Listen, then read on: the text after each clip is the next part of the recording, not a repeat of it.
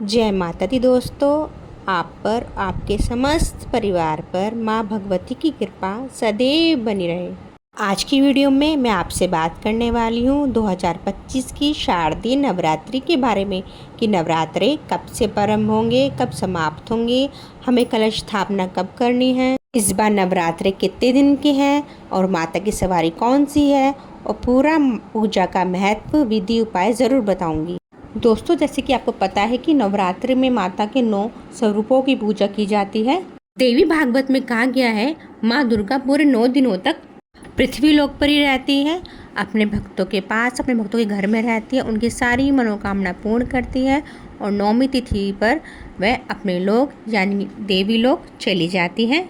इसलिए ये पूरे 9 दिन जो होते हैं हमारे लिए बहुत ही महत्वपूर्ण होते हैं।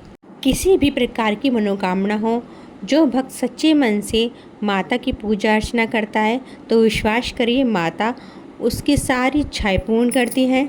चलिए तो सबसे पहले शुरू करते हैं कि नवरात्रि का प्रारंभ कब से होगा। तो नवरात्रि आश्विन मास की शुक्ल पक्ष की प्रतिपदा तिथि पर प्रारंभ होते हैं। प्रतिपदा तिथि 22 सितंबर को रात्रि 1:23 से शुरू हो रही है और इसका समापन 23 सितंबर को सुबह 2:56 पर हो रहा है। जैसे कि आप सबको पता है सूर्य उदयकालीन तिथि बहुत महत्व करती है, तो इस हिसाब से 22 सितंबर को नवरात्रि प्रारंभ होगी और इस दिन पड़ रहा है सोमवार। तो हम 22 सितंबर को कलश स्थापना के साथ नवरात्रि का प्रारंभ करेंगे। 22 सितंबर को सूर्य उदय का समय है 6:19 पर और सूर्यास्त का समय रहेगा 6:19 पर। और हमें नवरात्रि में ब्रह्म मुहूर्त में उठना चाहिए और स्नान आदि से निर्वृत्त होकर माता की पूजा आराधना में लग जाना चाहिए। तो उस दिन आपका ब्रह्म मुहूर्त का समय रहेगा 4:43 से लेकर 5:31 तक। आप इस समय में स्नान अवश्य कर लें। 22 सितंबर को अभिजीत मुहूर्त का समय रहेगा सुबह के 11:49 से दोपहर के 12:38 तक। आप इस टाइम पे कोई भी शुभ कार्य कर सकते हैं। और राहु काल का समय होगा सुबह के 7:49 से 9:19 तक। आपको इस समय में कोई भी शुभ कार्य शुरू नहीं करना है। अगर आपने वो कार्य पहले से प्रारंभ कर दिया है तो फिर आप वो कार्य कर सकते हैं। चलिए अब जानते हैं किस तिथि पर कौन सी देवी की आपको आराधना करनी है। तो नवरात्रि के पहले दिन हमें माँ शैलपुत्री की आराधना करनी है। 23 सितंबर को द्वितीय तिथि है, उस दिन माँ ब्रह्मचारिणी की पूजा करेंगे। 24 सितंबर को तृतीय तिथि है, उस दिन माँ चंद्रघंटा की पूजा करेंगे। अच्छा, 25 सितंबर को भी तृतीय है, क्योंकि इस बार हमें तृतीय तिथि 2 दिन प्राप्त हो रही है, तो 24 और 25 को दोनों दिन तृतीय तिथि है। 26 सितंबर को चतुर्थी तिथि है, इस दिन माँ कुष्मांडा की आराधना करेंगे। 27 सितंबर को पंचमी तिथि है, इस दिन माँ स्कंद माता की आराधना करेंगे। 28 सितंबर को षष्ठी तिथि है, इस दिन माँ कात्यायनी की पूजा करेंगे। 29 सितंबर को सप्तमी तिथि है, उस दिन माँ कालरात्रि की पूजा करेंगे। 30 सितंबर को अष्टमी तिथि है, उस दिन माता गौरी की हम पूजा आराधना करेंगे। और बहुत से घरों में कन्या पूजन अष्टमी तिथि को होती है। कन्या पूजन, हवन इत्यादि कर सकते हैं। 1 अक्टूबर को माँ सिद्धिदात्री की पूजा आराधना करेंगे, जो माता का 9वां स्वरूप मानी जाती हैं और सिद्धियों को प्रदान करती हैं। कहते हैं पूरी नवरात्रि का जो फल प्राप्त होता है माँ सिद्धिदात्री की पूजा से ही प्राप्त होता है। तो नवरात्रि की 9वीं तिथि बहुत विशेष होती है। और दशमी तिथि 2 अक्टूबर को है, दशहरा मनाएंगे इस दिन। और इसी दिन माँ दुर्गा का विसर्जन होगा।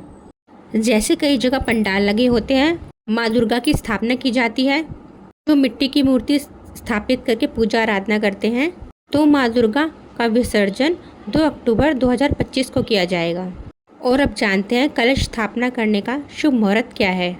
देखिए, 22 सितंबर 2025 को हम कलश की स्थापना करेंगे और जो आपको कलश स्थापना करने का शुभ मुहूर्त जो प्राप्त होगा सुबह 6:09 से सुबह 8:06 तक आपको प्राप्त होगा। ये कुल अवधि होगी 1 घंटे 55 मिनट की। इस समय में आप कलश की स्थापना कर सकते हैं। माँ की विधि विधान से पूजा कर सकते हैं। अच्छा, बहुत सारे भक्तों के प्रश्न भी होंगे कि इस समय राहु काल भी रहेगा।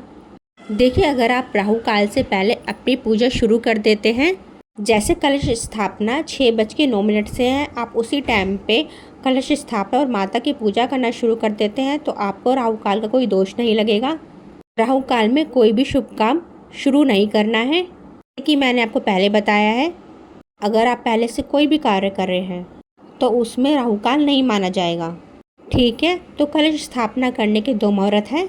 एक सुबह जो मैंने आपको बताया, और दूसरा शुभ मुहूर्त है अभिजीत मुहूर्त, जो कि दोपहर में 11:49 से 12:38 तक रहेगा। इस समय भी आप कलश की स्थापना कर सकते हैं, पूजा कर सकते हैं। ठीक है, और हाँ, इस बार माता रानी हाथी की सवारी करके आएंगी। जैसा कि शास्त्रों में वर्णित है कि जब माँ स्वर्गलोक से पृथ्वी लोक पर आती हैं, वह अपनी सवारी बदलती है, क्योंकि नॉर्मली माता की सवारी सिंह होता है और हाथी को सुख समृद्धि का प्रतीक माना जाता है, ज्ञान का प्रतीक माना जाता है। बार की नवरात्रि में हर प्रकार की मनोकामना पूर्ण करने के लिए माँ दुर्गा खुशहाली और सुख समृद्धि लेकर आ रही हैं। आप 9 दिन माता के 9 स्वरूपों की पूजा करते हैं तो आपकी हर प्रकार की मनोकामना माँ पूर्ण करती हैं। और फिर 9वीं तिथि के दिन माता के 9वें स्वरूप माँ सिद्धिदायत्री की पूजा करके हर प्रकार की सिद्धियाँ प्राप्त हो जाती हैं। अभी हम व्रत पूजा पाठ करते हैं, सब माँ दुर्गा को समर्पित करते हैं और उनसे प्रार्थना करते हैं कि 9 दिनों में जाने अनजाने में हमसे कोई भी भूल चूक हुई हो, हे माँ दुर्गा, हे जगत जननी, हे जगत की पालनहार, हे जगदम्बा, हमें क्षमा करके हम पे कृपा करें, हमें शुभ फल प्रदान करें। इस प्रकार से उनसे प्रार्थना करके 9वीं के दिन माँ दुर्गा की पूजा का समापन होता है। इसकी स्थापना कैसे करनी है, इसकी जानकारी आपको आने वाली वीडियो में मिल जाएगी। इसके अलावा प्रतिदिन की पूजा विधि, जैसे हर दिन माता के अलग अलग स्वरूपों की पूजा हम किस प्रकार से करते हैं, किस रंग के वस्त्र धारण करके माँ की पूजा करें, कौन सा भोग लगाएं, कौन सा पुष्प माँ को अर्पित करें, ये सारी जानकारी आपको आने वाली वीडियो में मिल जाएगी। तो मिलती हूँ मैं आपसे अगली वीडियो में, तब तक के लिए जय श्री राधे।